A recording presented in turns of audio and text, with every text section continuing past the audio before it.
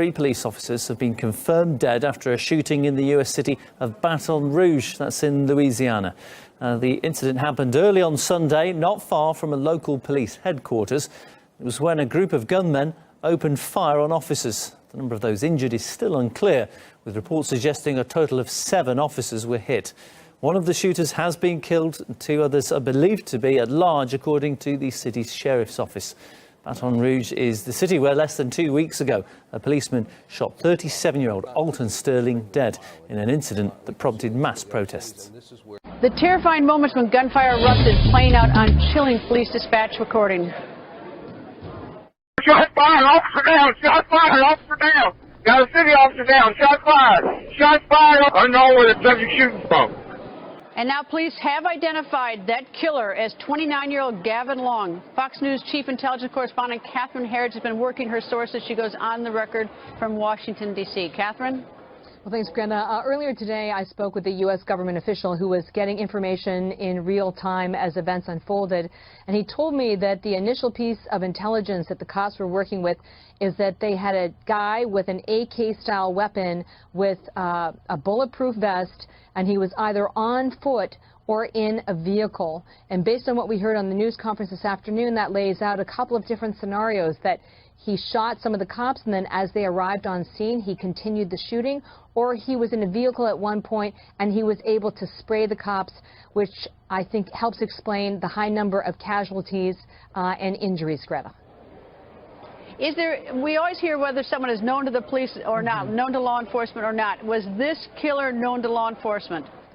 Well, what we know tonight is that police are descending on his home in Kansas City, Missouri, and they are doing so with their weapons drawn. And earlier today, our affiliate there in Kansas City went to that last known address for Gavin Long and said that when they approached the house, that the guy who answered brandished a weapon in an effort to get them to leave the property. There are reports this evening that he was a member of anti-government groups. We have not independently confirmed that, and certainly we have heard nothing from our contacts or at that news conference earlier this afternoon that he was known to police and considered a threat, Greta.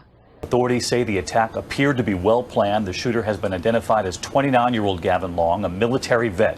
The FBI now warning law enforcement across this country of potential threats, just a week after the deadly ambush in Dallas that killed 5 officers. President Obama condemning the shooting late today, saying attacks on public servants are the works of cowards. Now, French Interior Minister Bernard Cazeneuve says the country is set to call up the reserves to relieve tired security forces after a deadly attack in the city of Nice. The decision has been taken to call up the operational reserves for the National Police and Gendarmerie. This mobilization of the operational reserves, which can only take place in summer during the reserves' holidays, will allow the prefecture from now and in each area to use a rapidly mobile resource of 12,000 volunteers, 9,000 for the National Gendarmerie and 3,000 for the police. Now, he called on all volunteer citizens to join the reservists to help boost security, as some 26,000 out of over 200,000 reserve forces in France are expected to be called up. It took more than 36 hours, but Islamic State finally declared it was the inspiration behind the massacre. Meanwhile, French citizens as well as politicians have been asking how the country's security forces could have allowed such a terrible act to happen, particularly as a state of emergency has been in place since November's terror attacks in Paris. Well, this is where the truck ran down the promenade, killing scores. Absolute horror. And some now asking, how can a massive truck ever have had access to the promenade? And how can France even prevent these sorts of attacks? It doesn't look like the government has an idea of how to prevent this. Times have changed, and we should learn to live with terrorism. The idea that the French way of life may now have to accept living in fear of the next terrorist atrocity has caused fury across the political spectrum. There's not even any evidence of political will to bring it under control. How can you tell people that we've got to learn to live with terrorism? Why should we learn to live with terrorism? That's an absurd thing to say. We've been training and providing or starting to work on the security issues about a year ago. So we've been preparing for over a year for this week. Right now, there are dozens of Secret Service agents in Cleveland, and they set up this barricade, although the city itself has a large role to play too. Every one of our officers are on duty this next week. They're working 12 to 14-hour shifts in a rotation, and we have about 1,500 to 1,800 police officers, so the city of Cleveland is all in. Alongside Cleveland's officers, there'll be about 5,000 police working the event, coming from all over the country. I know that Austin just provided us with additional police forces. Every municipality that's coming in is not only providing bodies, but additional cars and etc. But getting all of that law enforcement posed some challenges. Some departments pulled out at the end of May because Cleveland's insurance wasn't going to pay for police injuries. But that's changed. The city paid $9.2 million for an additional insurance policy that will cover law enforcement as well as if anything else happens to a business, to a building, to an individual. The city of Cleveland is hoping to get some of that money back through all the convention goers boosting the local economy. More than 2,000 people, including military officers, policemen, volunteers, and Olympic officials, took part in the exercises. Brazilian police escorted more than 250 buses along pre-planned routes between the city and the stadium to ensure everything runs smoothly on the game's opening day. Officials say they are taking security seriously following the truck massacre in Nice that killed 84 people. More than 10,000 athletes from more than 200 nations are expected to compete in the games, which will run from August 5th through August 21st. We want to bring in ABC contributor Steve Ganyard. Steve's a former Deputy Assistant Secretary of State. Steve, I know you have extensive experience in that region. Good morning to you. Good morning, Paula. And first and foremost, the U.S. military base there in Turkey, is it still on lockdown and without power? And we know this base has been crucial in the fight against ISIS, so how concerning is this? Incirlik is useful because it's much closer to Syria, so U.S. warplanes going in to attack ISIS targets have a much shorter transit time. So with it being shut down, they're going to have to fly sorties all the way up from the Persian Gulf, so the transit times be longer. It means fewer sorties. But I think it's going to be interesting to watch how Erdogan uses Incirlik as a tool in the relationship with the U.S. going forward. When does the power come back on? When will the U.S. be allowed to continue these sorties? A monitor group has said at least 19 civilians have been killed in airstrikes in the Syrian city of Aleppo. The Syrian Observatory for Human Rights said warplanes dropped barrel bombs on several neighborhoods of the city on Saturday. Videos posted on the internet appear to show the devastating aftermath of the bombardment in the Al Firdouz and Al Shahin neighborhood. The strikes come just one day after U.S. Secretary of State John Kerry and his Russian counterpart Sergei Lavrov said they had agreed on, quote, concrete steps to salvage the failing ceasefire. Police say a Pakistani social media celebrity and model was killed by her brother in what they deem an honor killing. Kandil Balakh first rose to fame in 2014 and is often called Pakistan's Kim Kardashian. She identified as a modern-day feminist and was known for posting sometimes racy photos and videos that caused anger in the predominantly Muslim country. Police say Balakh was strangled to death by her brother over honor. Family members told the Express Tribune that her brother was threatening her over photos she posted to social media and that he wanted her to quit modeling. Her parents have also been detained by police. Balakh had reportedly moved to Punjab, Pakistan from Karachi because she feared for her safety after receiving death threats. Pakistan's Human Rights Commission says last year more than 1,000 women in the country were victims of an honor crime.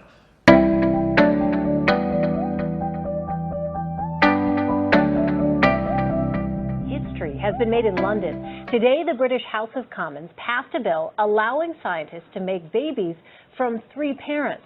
This puts Britain on course to become the first country in the world to approve such a controversial method. The babies would have the genes from a mother, a father, and a female donor. The technique is aimed at stopping infants from being born with inherited diseases.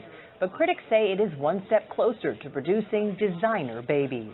Mitochondria are the power packs of our cells, but when faulty can cause a huge range of diseases in the muscles, heart and other organs.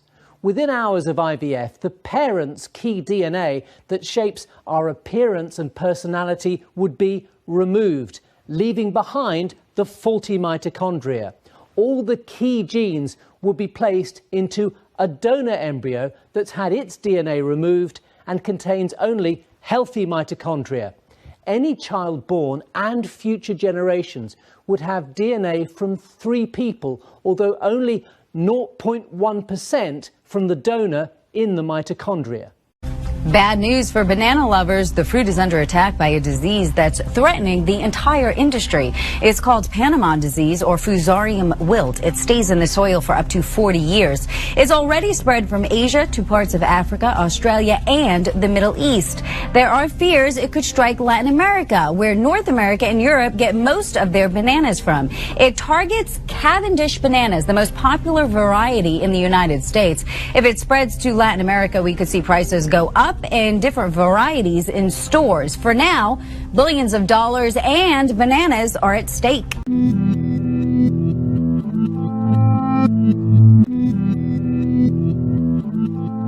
the water that I got in the sink there now, I water my plants with it. I don't throw it down the drain. Being water-wise, she is, and that's the name of the game as Western New Yorkers deal with this drought. In the village of Alden, a mandatory water restriction is now in effect. That means no lawn watering, filling of pools, or car washing. Also, you can only water plants 2 times per week and limit your dishes and laundry to only full loads. So, how are people weathering these water woes? Okay, that's all they're going to get today. 90-year-old Dorothy Tomzik is working hard to ration her water and keep her flowers blooming while the town of Holland deals with severe drought conditions. Oh, it's terrible, terrible. I don't like it. I want rain. 25 miles away in the village of Alden, residents are doing the same as voluntary water restriction became mandatory this afternoon. It's painful to me. My husband and I take a lot of pride in our yard. We do use a lot of water to keep it watered. It's been so long since it's rained. As creeks go dry and grass turns yellow, residents in both areas are being asked to cut back on watering plants. I'm going to lose about $1,000 for my flowers, which is ridiculous. Washing cars. Having a nice clean car with no spots, it's important to my husband, so that not being able to wash your car, it's painful. Filling pools and watering lawns. Residents are also working hard to keep their gardens growing while controlling their water consumption. I get my water the night before so it'd be warm, and then I water them the next day. People who live in the areas are asking for one thing. It's scary that it's not raining. We just pray for rain. I pray every night that the God gives us rain. Yes, I do. Behind me are endless fields of green orchards. Clearly, here in the Central Valley, the agricultural landscape is getting plenty of water. But then, over here, you have the landscape for what the rest of California looks like for the most part, incredibly brown and dry because of the drought. They get no water. This is the dichotomy of the Central Valley. Big booming industry versus small minority communities. California's farmlands produce almost half of America's vegetables, fruits, and nuts, consuming 80% of the state's developed water in the process. Central Valley is filled with farmlands that drink up all of the water that local communities need to keep themselves up and running. So people who live in places like Kern County and also in Tulare County are having a lot of problems with contamination in the water. Because of the drought, there isn't enough water to dilute or flush out contaminants like arsenic, nitrate, uranium, and pesticides. None are visible to the naked eye, and because the pumps are not regulated for contamination, these small, predominantly Latino communities are disproportionately affected by unsafe drinking water. In Tulare County, drinking water has elevated levels of nitrate from fertilizer runoff and the unregulated storage and disposal of animal waste. The International Agency for Research on Cancer labels nitrates as a carcinogen to humans. Nitrates have caused rashes in those who have showered or bathed in contaminated water, and it has also been linked to causing different types of cancers, thyroid issues, reproductive complications, and even blood disorders when consumed. Last year, the State Water Resources Board issued this warning. Do not give water to infants. Infants below the age of 6 months who drink water containing nitrate may quickly become seriously ill and, if untreated, may die because nitrate levels can interfere with the capacity of the infant's blood to carry oxygen. I've been walking around the neighborhoods here in Tulare today where the groundwater has been toxic enough to kill infants under 6 months old. And this happens to infants just within a matter of days. As you can see behind me, children are playing in a swimming pool filled with this contaminated water, mainly because there are no alternative sources for groundwater here in Tulare.